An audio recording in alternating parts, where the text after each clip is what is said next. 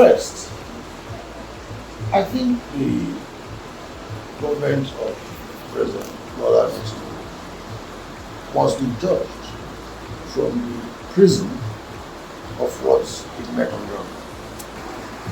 I think it's the president is basically a decent person because this is a former president that actually worked against his emergence as president. He actively worked against it. In fact, left to Buhari and his people, Tinubu will not be in State House today. But it is fine. It's also a statement of the character of the incumbent president. He's basically a good man. Usually when a president is in power,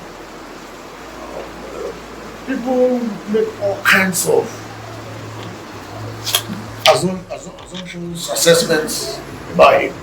But he is somebody who has lived his life in the public sphere for over 25, 30 years. So most people know him.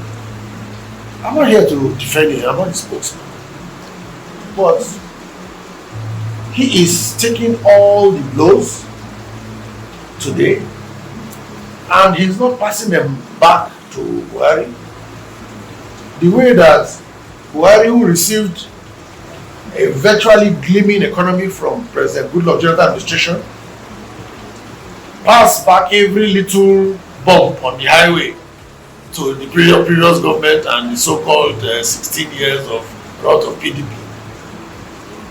You don't see this present government passing the buck.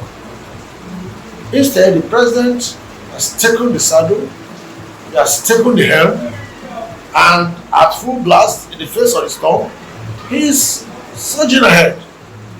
He has had to make very tough decisions. Basically two that have impacted Nigeria in very many ways. Impacted Nigerians in terms of welfare, in terms of access to resources, in terms of inflation. And these two things are the removal of fuel subsidy and the floating of the exchange rate of the naira. There are those who will argue because of the three presidential candidates, three notable presidential candidates, three major parties that contested the elections last year. Of the three, all of them, whether Peter Obi, whether Abubakar Atiku, whether our current president, they all were in agreement that petroleum subsidy was good.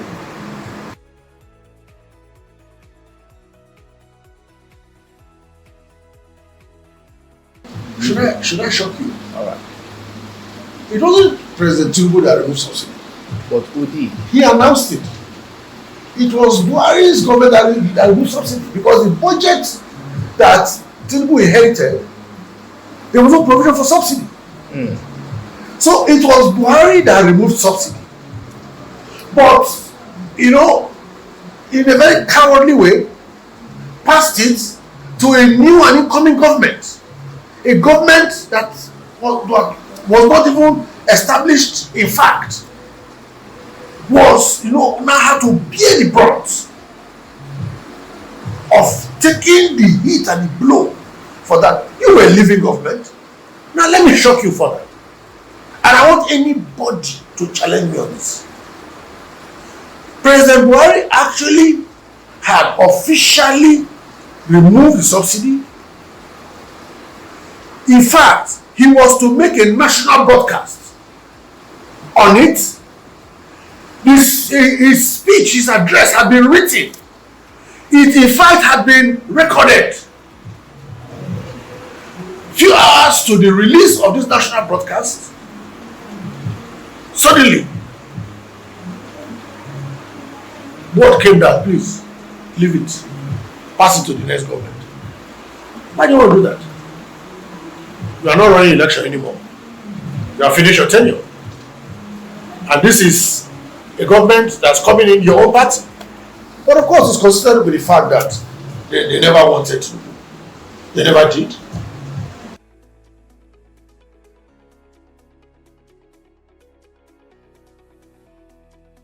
Let me tell you one thing. It is very difficult, no matter the best intentions you have. It is very difficult to reason with somebody who is hungry and angry. Even the president acknowledges that things are tough. He has said it over and over again. He knows. He's a people's person. He's a very populist. I mean, that's what you all know. You understand? Forget that he's president today. You know?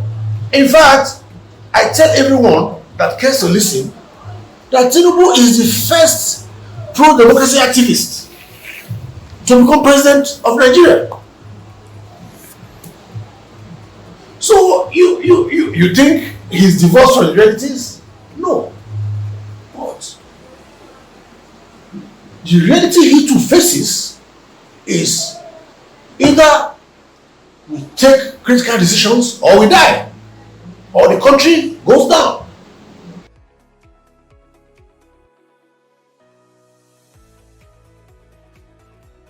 The federal government has directed that you sell crude to Dangote in Naira, which is good and brilliant.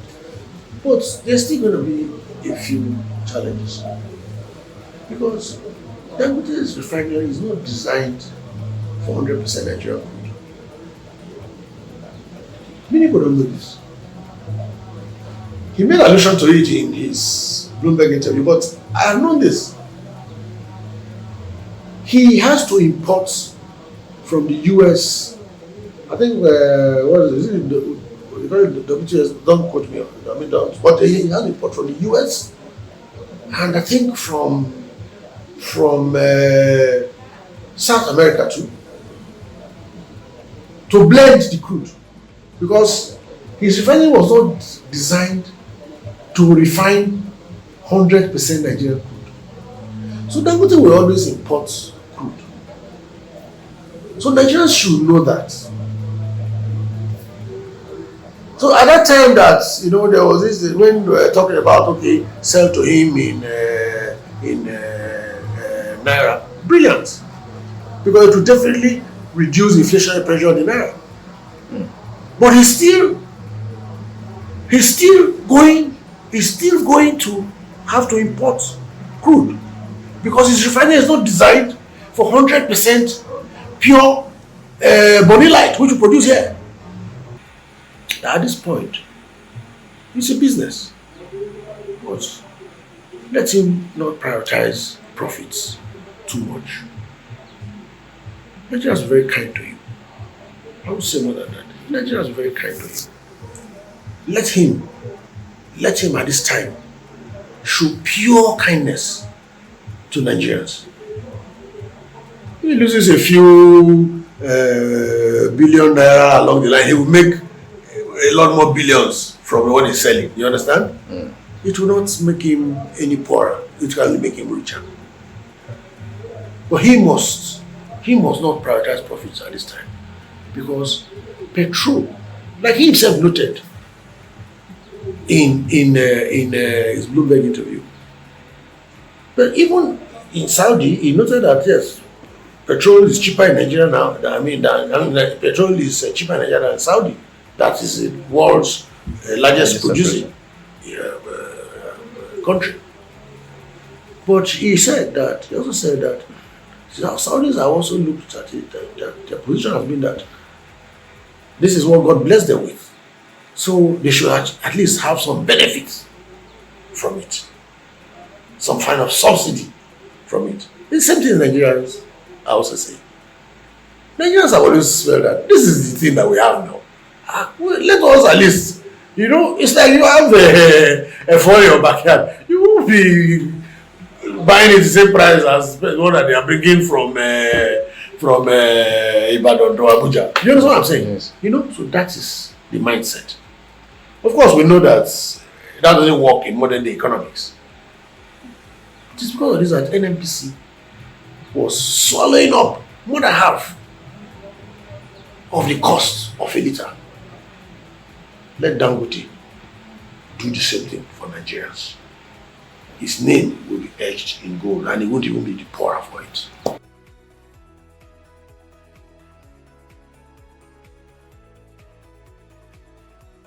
It's a master stroke. It's a master stroke. Don't forget the president was also a governor. So he knows. He goes into history. He's the first governor that created local development areas in the state. That he went over and beyond the existing, I think there were 8 local governments in Lagos then that were in the constitution and created local development areas because he knew then that the way to bring this thing to the people is to bring governance close to them. You understand? Yeah. He has successfully replicated that by other means as president. Brilliant. Why don't the governors like it? Because these local governments are going to be collecting the allocation direct. Look for the federation account, it's on first charge of federation account. You understand? It's easier for people to walk to the office of council chairman than for them to walk to the office of the governor. You understand? So you see, governance has come closer to the people. The excuses, before local governments were just salary paying centers. They send their salary voucher every month. They give the chairman maybe 1 or 2 million running costs, and everything is taken over by the state. But all that will change now. Some state governors are still kicking. No, they will kick. The very fact that they are kicking tells you what they were doing. They should embrace it. Are they not from local governments themselves? But of course, they will kick.